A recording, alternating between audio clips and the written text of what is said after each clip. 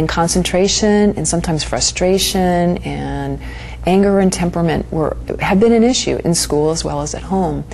And in 3 weeks, I've already started to just notice a subtle, very subtle, but permeates through all his day, his peace of mind.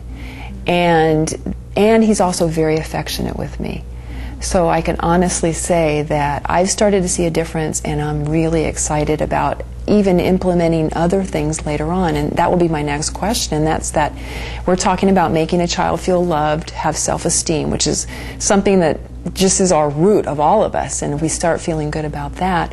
But isn't it also possible to even focus on things like losing anxiety and maybe speech problems and that kind of thing with this program? Well, actually, in this particular program, it was developed on several different levels. You have a basic foundation process, which is really making sure that the foundation is laid, that they feel loved and lovable. So that is primary.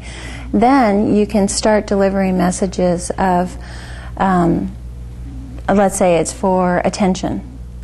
And you can actually start programming, well, not programming, but conditioning your child, and letting them know that they are calm and peaceful.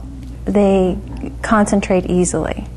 And this is a process that is also explained in the Sleep Talk program and also the books. And there's several other things that you can use it on, whether it's bedwetting or nail biting or sibling rivalry, any of those things. And we have a help desk that they can always call and ask specific questions about how to find out what is the cause. Because sometimes it's not the behavior, there's a cause underlying the behavior. Exactly. We're talking about working with children in this process from birth to puberty. Now, what about children, young adults, adolescents or teenagers at home? How do we work with them? Does this program work, or is there something similar that... Well, actually, this particular program is really designed from the age 0 to puberty.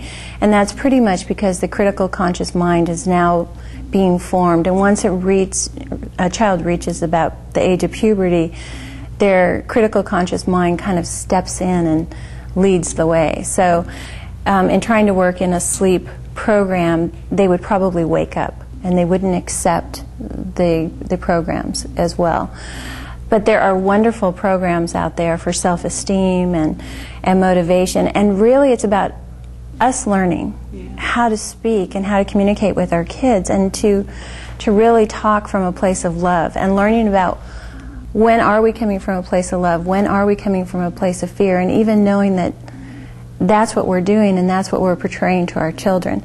And so for teens, why there's so much conflict is when there's conflict with peer pressure and not feeling so strong within themselves. And it's all about how do we communicate to them that they are really loved and lovable as well. So it's really about coming from us and us being the example. Once again, it's another way of getting the parent involved in the individual needs of the child.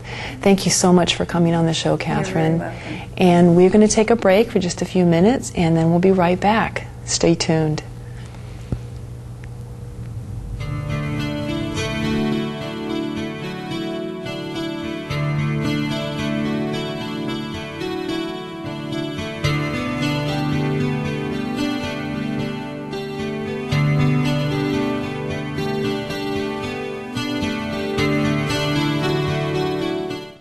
Brian's a student that I had in my resource class. Came from a very poor background and just needed a friend. So we paired him with a community leader. He would take him to rodeos, and then he would take him to plays and different things that this child would never have been exposed to. This man taking his time to come and have lunch with him meant more than anything. Point a kid in the right direction. This is General Colin Powell of America's Promise. Call us and help keep America's Promise. Mr. and Mrs. Jones, Sally's having some behavioral problems. I guess that reward system isn't working. Well, the timeouts weren't either. You know, parents do find that timeouts aren't... See? Well, you're just too lenient. Well, you're too strict. No, you are. Oh, you are. No, you are. No, you are. When adults don't have the answers, they can feel as frustrated as kids. ConnectForKids.org has thousands of resources for helping kids in your community. ConnectForKids.org, guidance for grown-ups.